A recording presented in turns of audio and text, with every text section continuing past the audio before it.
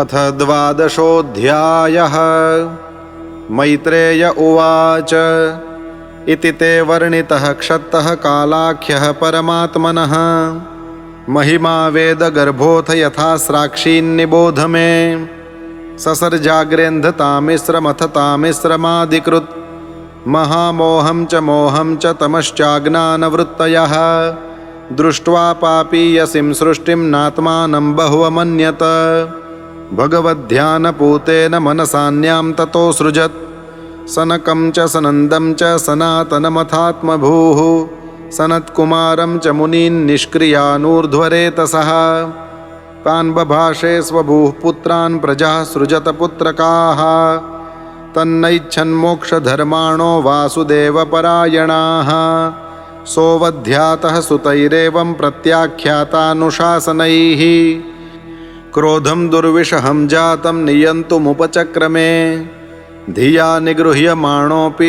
भ्रुवोर्मध्यात् प्रजापतेः सद्यो जायत तन्मन्युः कुमारो नीललोहितः स वैरुरोध देवानां पूर्वजो भगवान् भवः नामानि कुरु मेधातः स्थानानि च जगद्गुरो इति तस्य वचः पाद्मो भगवान् परिपालयन् अभ्यधाद् भद्रया वाचा मारोदीस्तत्करोमि ते यदरोदिः सुरश्रेष्ठ सोद्वेग इव बालकः ततस्त्वामभिधास्यन्ति नाम्ना रुद्र इति प्रजाः रुदिन्द्रियाण्यसुर्व्योम वायुरग्निर्जलं मही सूर्यश्चन्द्रस्तपश्चैव स्थानान्यग्रे कृतानि मे मन्युर्मनुर्महिनसो महाञ्छिवरुतध्वजः उग्ररेता भवः कालो वामदेवो धृतव्रतः धीर्वृत्तिरुशनो मा च नियुत्सर्पिरिलाम्बिका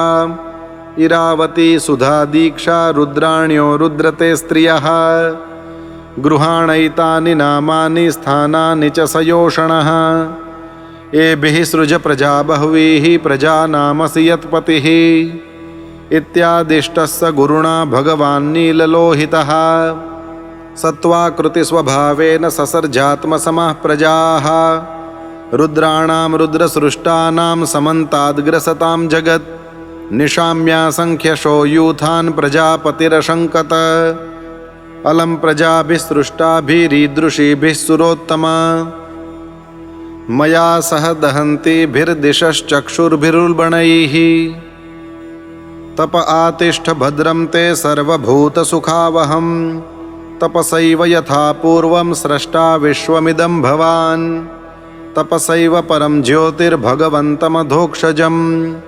सर्वभूतगुहावासमञ्जसा विन्दते पुमान् मैत्रेय उवाच एवमात्मभुवादिष्टः परिक्रम्य गिरां पतिं बाढमित्यमुमामन्त्र्य विवेश तपसेवनम् अथाभिध्यायतः सर्गं दशपुत्राः प्रजग्निरे भगवच्छक्तियुक्तस्य लोकसन्तानहेतवः मरीचिरत्र्यङ्गिरसौ पुलस्त्यः पुलहः क्रतुः भृगुर्वसिष्ठो दक्षश्च दशमस्तत्र नारदः उत्सङ्गान्नारदो जग्ने दक्षोऽङ्गुष्ठात् स्वयंभुवः प्राणाद्वसिष्ठः सञ्जातो भृगुस्त्वचिकरात् क्रतुः पुलहो नाभितो जग्ने पुलस्त्यः कर्णयोर्ऋषिः अङ्गिरामुखतोक्ष्णोत्रिर्मरीचिर्मनसोऽभवत् धर्मः स्तनाद्दक्षिणतो यत्र नारायणः स्वयम् अधर्मः पृष्ठतो यस्मान् मृत्युर्लोकभयङ्करः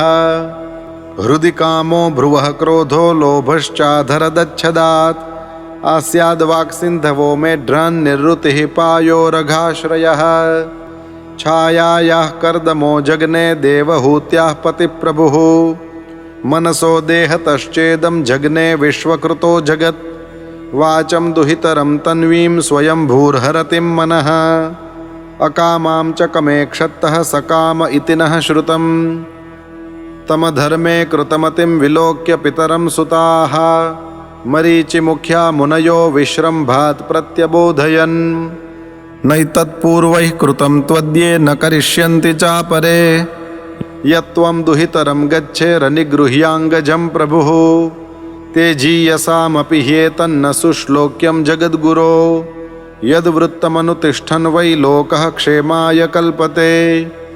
तस्मै नमो भगवते य इदं स्वेन रोचिषा आत्मस्थं व्यञ्जयामास स धर्मं पातुमर्हति।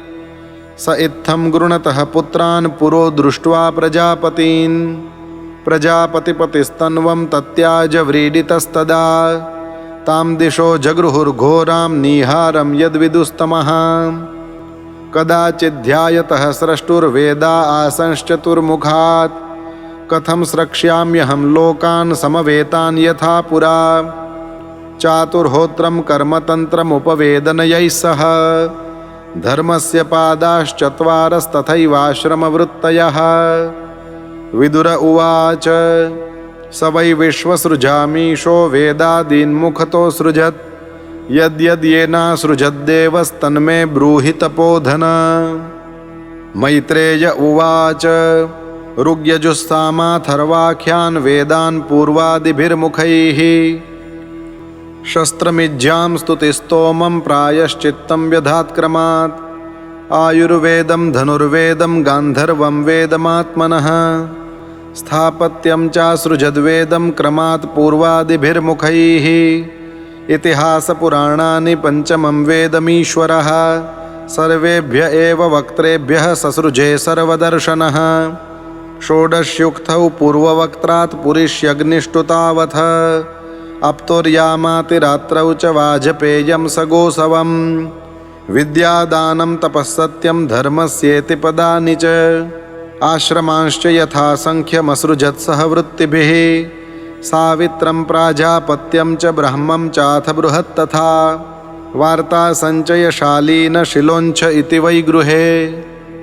वैखानसा वालखिल्यौ दुम्बरः फेनपावने न्यासे कुटीचकः पूर्वं बहवो दोहंस निष्क्रियौ। अन्वीक्षिकी त्रयीवार्ता दण्डनीतिस्तथैव च एवं व्याहृतयश्चासन् प्रणवो ह्यस्य दहरतः। तस्योष्णिगासिल्लोमभ्यो गायत्री च त्वचो विभोः त्रिष्टुं मांसात् स्नुतो नुष्टुप्जगत्यस्नः प्रजापतेः। मज्जायाः पङ्क्तिरुत्पन्ना बृहती प्राणतो भवत् स्पर्शस्तस्या भवज्जीवः स्वरो देह उदाहृतः।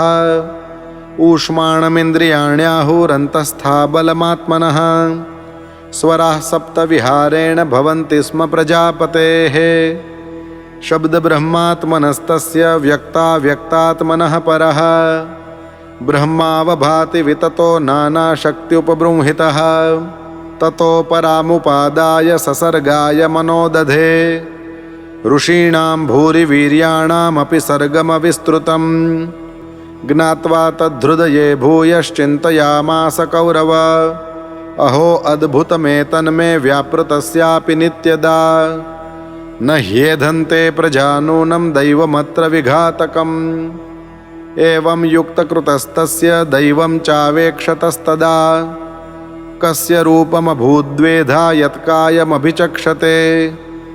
ताभ्यां रूपविभागाभ्यां मिथुनं समपद्यत यस्तु तत्र पुमांसो भून्मनुः स्वायम्भुवः स्वराट्। स्त्रियासीच्छतरूपाख्या महिष्यस्य महात्मनः तदा मिथुनधर्मेण प्रजा ह्येधां बभूविरे। स चापि शतरूपायां पञ्चापत्यान्यजीजनत् प्रियव्रतोत्तानपादौ तिस्रः कन्याश्च भारत।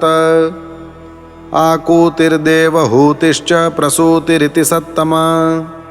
आकूतिं रुचये प्रादात् कर्दमायतु मध्यमाम्।